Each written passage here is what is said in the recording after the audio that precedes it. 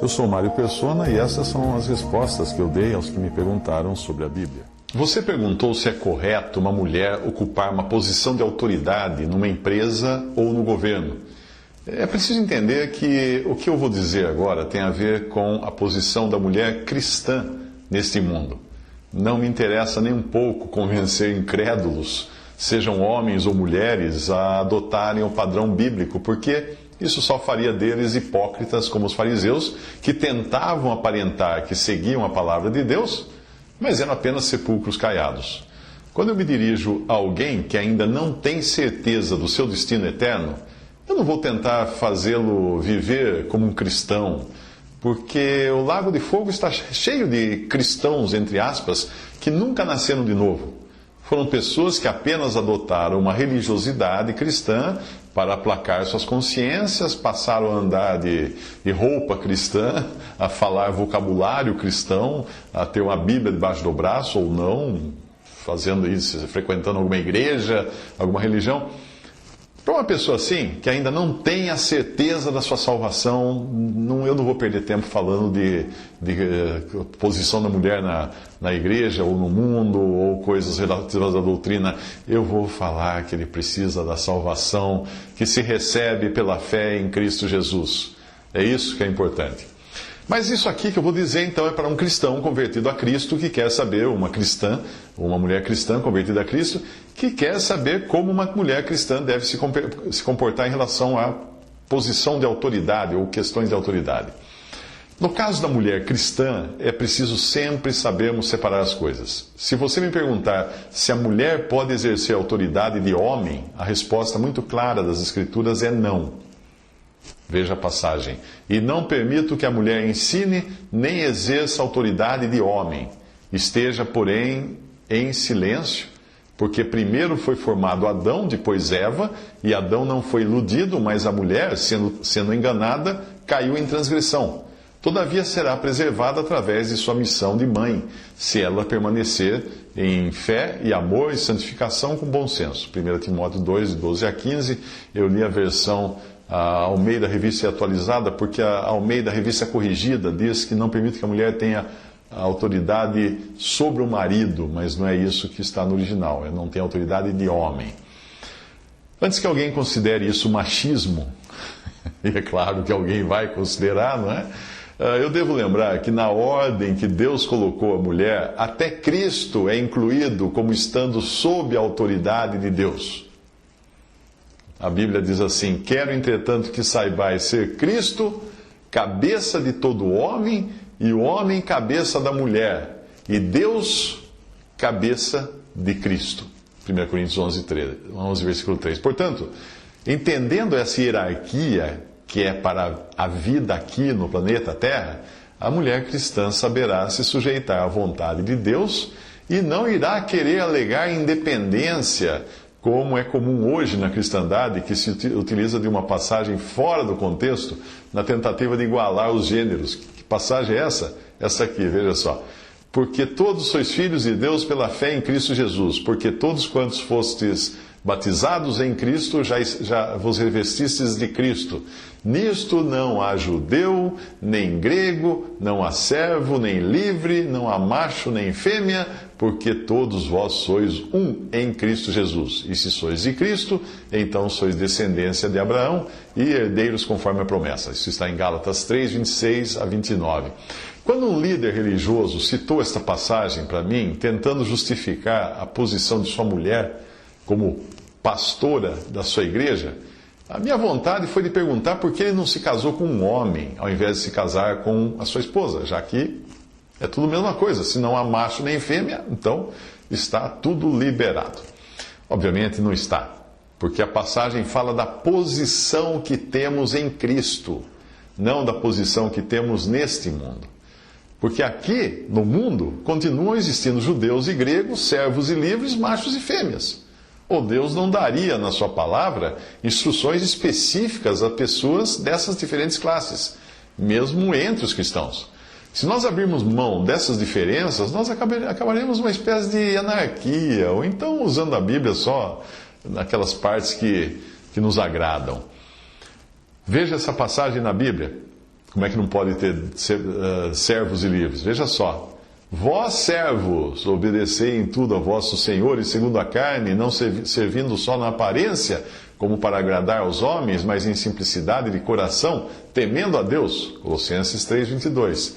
Vós, mulheres, sujeitai-vos a vossos maridos como ao Senhor. Efésios 5:22. Sujeitai-vos, pois, a toda ordenação humana por amor do Senhor, quer ao rei como superior, quer aos governadores como por ele enviados para castigo dos malfeitores e para louvor dos que fazem o bem. 1 Pedro 2:13-14. Vós, filhos, obedecei em tudo a vossos pais, porque isto é agradável ao Senhor. Colossenses 3:20. Agora vai dar uma ordem para o seu filho e ele fala assim: não, pai, não tem mais esse negócio de filho e pai. Isso aí não existe mais. Em Cristo nós somos todos um. Vai explicar depois. A passagem de 1 Timóteo 2, de 12 a 15, diz claramente que a mulher não ensine. Mas isso não significa deixar de ensinar álgebra, física quântica, ou qualquer coisa, ou línguas, ou história, mas doutrina, ou aquilo que tem a ver com Deus. Deus não quer que a mulher ensine. Por quê? Porque a mulher caiu em transgressão. Eu também entendo que existe uma esfera em que a mulher pode ser usada por Deus para anunciar as boas novas. Por isso é bom até lembrar que foi o Senhor Jesus quem ordenou que Maria fosse avisar os discípulos da sua ressurreição. E certamente essa era uma tremenda de uma boa nova. Mas ela não estava ensinando nada lá. Se nós tivermos uma visão ampla das Escrituras, nós veremos que mulheres ensinam sim. Tanto as Escrituras como o comportamento que é apropriado aos santos, mas dentro da esfera que Deus designou para elas. E observando a sua posição sob a autoridade do homem. Você vai encontrar as mulheres ensinando e sendo louvadas por isso em passagens como aquela que Paulo menciona a mãe e a avó de Timóteo, que lhe ensinaram as Sagradas Letras. 2 Timóteo 1:5 e capítulo 3, versículos 14 a 15. Essa passagem aqui. Trazendo à memória a fé não fingida que em ti há, a qual também habitou primeiro em tua avó Lóide e em tua mãe Eunice, e estou certo de que também habita em ti. Tu, porém, permanece naquilo que aprendeste e de que foste inteirado, sabendo de quem o tens aprendido, e que desde a tua meninice sabes as Sagradas Escrituras, obviamente aprendidas da mãe e da avó, que podem fazer-te sábio para a salvação pela fé que há em Cristo Jesus. Também Tito é exortado por Paulo a escolher irmãs mais velhas para ensinar as mais novas. As mulheres idosas, semelhantemente, que sejam sérias no seu viver, como convém a santas, não caluniadoras, não dadas a muito vinho, mestras no bem, para que ensinem as mulheres novas a serem prudentes, a amarem seus maridos, a amarem seus filhos, a serem moderadas, castas, boas donas de casa, sujeitas a seus maridos, a fim de que a palavra de Deus não seja blasfemada. Tito 2, de 3 a 5. Alguma feminista vai gritar aí, mas nós estamos falando para mulheres cristãs, salvas por Cristo, que têm o seu destino no céu. O mundo continua do jeito que o mundo sempre fez. Então, o primeiro passo para quem quer entender essas coisas é crer em Jesus como seu Salvador e ter a certeza da sua salvação. Depois, o Espírito Santo vai ensinando. Portanto, ao perguntar se a mulher deve exercer autoridade de homem, como eu já disse, a resposta é não. Porque na ordem estabelecida nesta criação e também na igreja, o homem é a cabeça da mulher, assim como Cristo é a cabeça do homem. E Deus a cabeça de Cristo. A própria relação de Cristo, que é o noivo, como cabeça da igreja, que é a noiva, é uma relação simbolizada pelo homem como cabeça da mulher. Porque o marido é a cabeça da mulher, diz as Escrituras, como também Cristo é a cabeça da igreja. Efésios 5, 23. Agora, eu não vou mais acreditar que Cristo seja a cabeça da igreja, porque eu não quero que o marido seja a cabeça da mulher. Pensa bem. Se você perguntar se a mulher pode ensinar, a resposta é que depende do assunto e do contexto. E também se ela faz isso sob a autoridade do homem. Lembre-se de que, sob a autoridade do seu marido, Priscila ajudou a instruir Apolo nos caminhos do Senhor. A Bíblia diz assim, a passagem diz assim: ele começou a falar ousadamente, Apolo começou a falar ousadamente na sinagoga, e quando ouviram Priscila e Áquila, o levaram consigo, os dois levaram ele consigo, com eles, e lhe declararam mais precisamente o caminho de Deus, Atos 18, 26. Se você perguntar se a mulher pode falar nas igrejas, e quando eu falo igrejas, não é um templo de pedra e tijolos, mas é a reunião dos santos, a reunião da Assembleia, a resposta também é não. Porque existe uma ordem clara nesse sentido e é chamada de mandamento do Senhor. E não se restringe ao ensinar, mas também a meramente falar. A passagem é esta: as vossas mulheres estejam caladas nas igrejas, porque não lhes é permitido falar. Mas estejam sujeitas, como também ordena a lei. E se querem aprender alguma coisa, interroguem em casa a seus próprios maridos, porque é vergonhoso que as mulheres falem na igreja. Porventura saiu dentre vós a palavra de Deus, ou veio ela somente para vós? Se alguém cuida ser profeta ou espiritual, reconheça que as coisas que vos escrevo são mandamentos do Senhor. Não é de Paulo, do Senhor. 1 Coríntios 14, 34 e 37. Mas agora, voltando ao assunto inicial da sua dúvida, eu entendo que até certo ponto, então, é possível uma mulher ocupar uma posição de autoridade sobre outras pessoas, como empregados, por exemplo, quando ela está sob a autoridade do marido. Por exemplo, a mulher virtuosa de Provérbios 31, 10 a 31, era ela quem comandava a sua casa, os seus servos, portanto, ela tomava também decisões de negócios. A passagem começa mostrando quem é a cabeça, o marido, no versículo 11. E aí ela segue descrevendo as atividades da mulher, que incluem prover o suficiente para complementar o rendimento do lar. Lá diz a passagem: seu marido não necessitará de despojo. Trabalhar com as próprias mãos, produzindo algo com lã e linho. Saindo de casa em busca de suprimento, ela traz de longe o seu pão. Ministrando para as necessidades dos filhos para dar de comer aos da casa, administrando sua equipe de colaboradores ao distribuir a tarefa das servas, atuando como corretora de imóveis para a família, ela examina uma propriedade e adquire-a. Ela promove a produção quando planta uma vinha com fruto de suas mãos. Fazendo controle de qualidade de sua empresa doméstica, ela vê que é boa a sua mercadoria.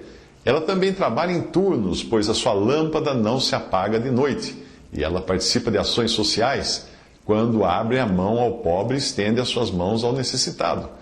Mais uma vez, nós a vemos cuidando desde a produção até a venda e distribuição dos produtos. Faz panos de linho fino e vende-os e entrega cintos aos mercadores. Repare que mais uma vez o marido é mencionado como conhecido nas portas e assenta-se entre os anciãos da terra, o que equivale a dizer que ele tem uma posição de autoridade e respeito na sociedade.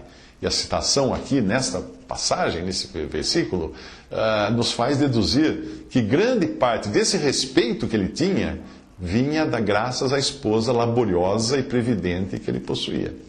Na minha opinião, uma mulher cristã assim ativa, que tenha muito bem definida a sua posição de submissão ao marido e que já tenha o total controle da educação de seus filhos e da provisão para o seu lar, poderia sim ocupar postos de liderança, como diretoras de escola, diretoras de empresas, autarquias públicas, etc. A dificuldade começa quando a mulher ocupa o posto máximo, como uma juíza ou presidente, porque aí ela não tem outro homem acima dela a quem se reportar. Nós vemos mulheres assim como figura do mal que entrou em Israel e na igreja, como é o caso desse desvio ser comparado a Jezabel e Babilônia, esta última todo um sistema no feminino, não é? Mulher e meretriz. Mas nós não podemos esquecer também que nos países que professam serem cristãos e que são governados por rainhas, essas reconhecem, nem que seja apenas como formalidade, que estão debaixo da autoridade de Deus, no posto que ocupam e também da autoridade do marido no lar. Considerando que a mulher deve estar sujeita ao marido, a questão dela trabalhar ou não fora, ou exercer ou não um posto de chefia, deve ser algo discutido entre o casal. Existem algumas pistas para as quais nós devemos atentar. Por exemplo, em primeiro lugar, quem deve inicialmente prover para as necessidades da família é o marido, pois é a cabeça da família. Salmo 104, 23 diz: então sai o homem à sua obra e ao seu trabalho até a tarde. Porém, mais uma vez, nós não podemos nos esquecer da mulher virtuosa de Provérbios 31, a esposa que eventualmente possui o seu próprio trabalho para auxiliar nos gastos da família. Eu creio que se uma mulher pudesse se dedicar integralmente a criar seus filhos no Senhor e a provisão trazida pelo marido for suficiente, Então, que se dedique primeiro àquilo que é mais importante e que dará frutos para a eternidade. Quando eu olho para trás em mais de 30 anos de carreira em diferentes empresas e fazendo diferentes coisas, mais ou menos importantes dessas coisas, eu percebo que todas elas passaram já.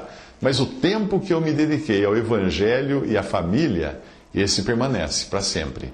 Eu falei sobre isso numa crônica que eu escrevi há alguns anos com o título A Carreira Mais Importante do Mundo. Faça essa busca, A Carreira Mais Importante do Mundo, Mário Persona, você vai encontrar facilmente na web essa crônica. Nela eu digo que, ainda que você ache sua profissão o máximo, se a humanidade sobreviveu sem ela até há pouco tempo atrás, não deve ser tão importante assim. A população do planeta conseguiria superar a sua falta. Mas se por um lado nós temos mandamentos claros contra a mulher ensinar doutrina ou falar na igreja, Deus bem sabia que nem todas as mulheres teriam o privilégio de não precisarem correr atrás do sustento, principalmente numa época quando cerca de metade dos lares brasileiros tem uma mulher sozinha à frente da família. E isso, em boa parte, por culpa de maridos fujões ou relapsos para com as suas responsabilidades de serem cabeça do lar e cabeça da mulher. Talvez seja por isso que Deus não tenha colocado uma ordem direta do tipo, a mulher não trabalhe fora, ou então, a mulher não seja dona de empresa, ou então, a mulher não tenha empregado sob o seu comando. Não é? Uma busca na Bíblia vai revelar mulheres no comando de servos, mas obviamente, mesmo essa posição seria sob a autoridade do marido, ou do pai, ou da assembleia, no caso de mulheres solteiras. Não há nada que nos leve a crer que Lídia, lá em Atos, tenha precisado largar a sua profissão para ser cristã. E lembre-se de que ela era uma mulher de negócios, ela era vendedora de púrpura, em Atos 16, 14 a 15. Não seria demais supor que ela tivesse empregados e também fornecedores com os quais negociasse, além de clientes, como acontece com qualquer empresa moderna, e por aí vai. Por sinal, o negócio de Lídia não era de bens de primeira necessidade, não, mas era um comércio de produtos de luxo, púrpura, voltado para as elites. Priscila era sócia de seu marido Áquila numa fábrica de tendas, a qual Paulo se uniu para ganhar o seu sustento e não precisar sobrecarregar os irmãos. E em Atos 18, de 1 a 3, diz, pois tinham por ofício fazer tendas. Na Bíblia você vai encontrar mulheres trabalhando no comércio, na agricultura, nos moinhos, no pastoreio, no artesanato, fabricantes de perfumes, cozinheiras, parteiras, enfermeiras, empregadas domésticas e até como carpideiras, que eram aquelas mulheres contratadas para chorar nos velórios, para criar um drama em velório. Eu encontrei até uma mulher na Bíblia que construiu uma cidade. Veja a passagem. Será que edificou a Bet-Horon, a baixa e a alta, como também a Uzen-Seerá. 1 Crônicas 7, 24.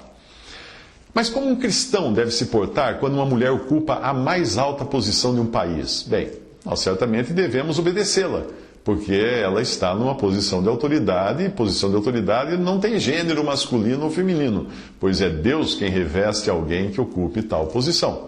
No livro de Juízes, uma época da maior degradação do povo de Israel, Deus permitiu que mulheres ocupassem a posição de juízas, porque os homens se acovardaram.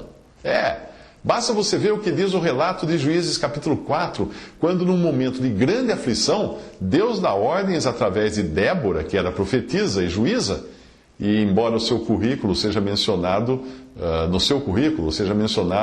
um marido, Lapidote, indicando assim que Deus permitia que ela praticasse o seu ofício debaixo da autoridade de um homem. Mas ali diz o seguinte: então os filhos de Israel clamaram ao Senhor porquanto ele tinha 900 carros de ferro e por 20 anos oprimia, o inimigo, falando do inimigo, oprimia violentamente os filhos de Israel. E Débora, mulher profetisa, mulher de Lapidote, julgava Israel naquele tempo. Ela sentava-se debaixo das palmeiras de Débora, entre Ramá e Betel, nas montanhas de Efraim, e os filhos de Israel subiam a ela a juízo. E mandou chamar a Baraque, filho de Abinoão, de Quedes e Naftali, e disse-lhe: porventura o Senhor Deus de Israel não deu ordem, dizendo: vai e atrai gente ao monte Tabor, e toma contigo 10.000 homens dos filhos de Naftali e dos filhos de Zebulon? e atrairei a ti para o ribeiro de Quizon a Sísera, capitão do exército de Jabim, com seus carros e com a sua multidão, e o darei na tua mão. Então lhe disse Baraque: se fores comigo, irei, porém se não fores comigo, não irei. Ah, Baraque. E disse ela: certamente irei contigo, porém não será a tua honra da jornada que empreenderes, pois a mão de uma mulher o Senhor venderá a Sísera. E Débora se levantou e partiu com Baraque para Quedes. Juízes 4, de 3 a 9. Foi um homem, Baraque, que Deus chamou para encabeçar esse ataque. Mas ele se acovardou e, por assim dizer, respondeu que só iria se fosse agarrado à barra da saia de Débora. E é assim que acontece, mas quando nós lemos o parecer final de Deus, lá em Hebreus 11, 32, é Baraque e não Débora quem aparece na lista dos homens de fé. Isto funciona mais ou menos como quando nós lemos a notícia de que o prefeito construiu uma ponte na cidade, mesmo sabendo que o prefeito não é capaz de levantar sequer uma parede de tijolos. O crédito é dado a quem foi designado para encabeçar a obra, independente da obra ter sido feita por outros. Repare nessa outra passagem, quando Deus afirma que não viu iniquidade em Israel, quando nós sabemos que havia iniquidade aos montes em Israel.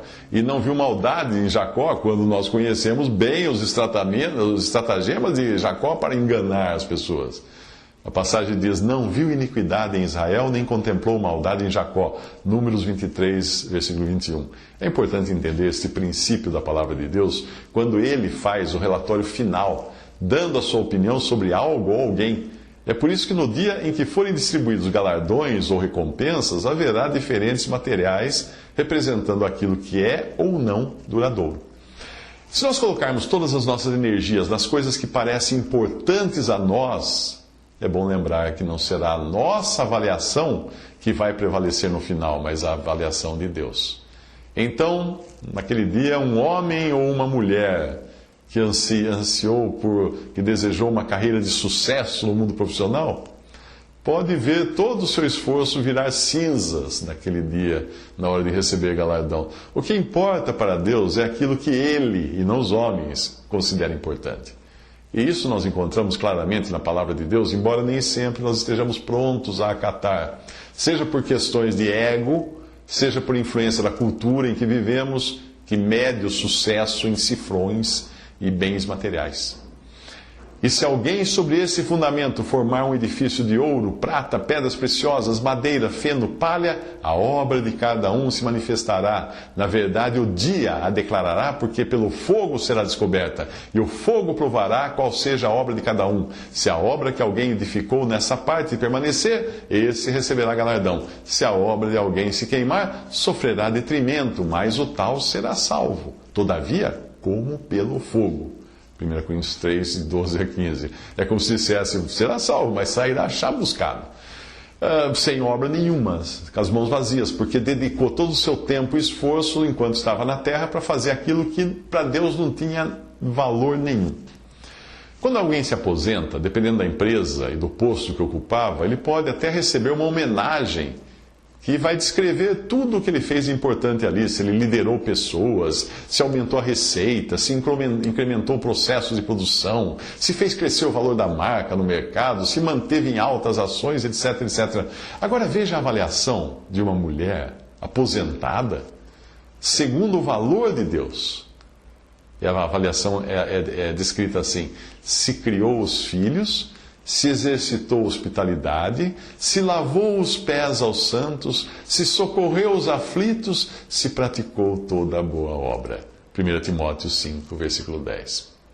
Eu vou transcrever aqui um comentário de um irmão chamado Lineu Binotti, que pode agregar algo a esse tema.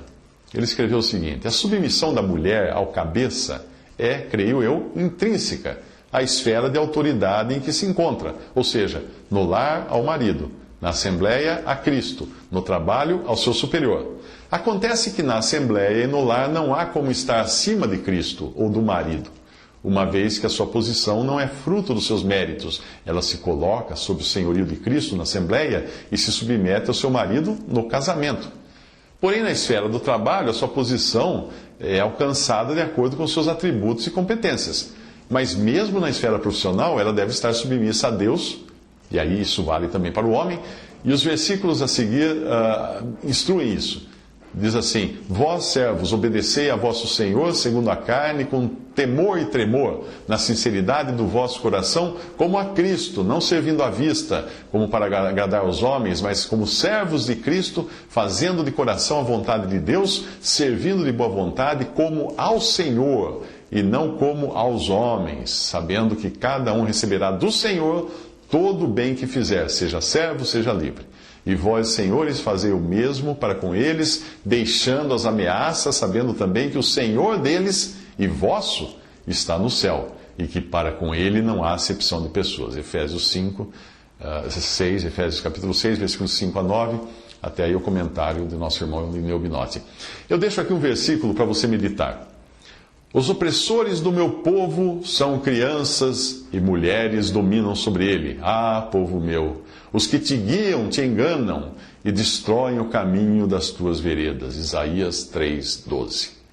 Enquanto algumas mulheres podem se escandalizar e achar tudo o que eu disse aqui com um forte teor machista, segundo a cultura ocidental dos nossos dias, é importante saber que eu procuro enxergar as coisas do ponto de vista das Escrituras. Alguém vivendo na Arábia Saudita ia considerar que eu fui até muito leviano nas minhas considerações. Dificilmente você vai encontrar na Bíblia alguma depreciação da mulher. Não. Se você conhece a Bíblia, você vai ver que a mulher é supervalorizada na Bíblia. O que acontece é que aquilo que Deus valoriza nem sempre é a mesma coisa que a sociedade valoriza. Porque o que dentre os homens é elevado perante Deus é abominação, disse Jesus em Lucas 16:15. Eu convido você a ler esse texto, no qual eu exalto as qualidades de uma grande mulher, minha mãe, e de como ela deixou a sua marca indelével nas pessoas que ela influenciou no temor de Deus. Eu sugiro que você faça uma busca pelo texto com o título, entre aspas, A Mãe do Palestrante, fecha aspas, e acrescenta Mário Persona. Você vai encontrar esse texto em algum lugar na web, A Mãe do Palestrante, Mário Persona. Visite respondi.com.br. Visite 3minutos.net.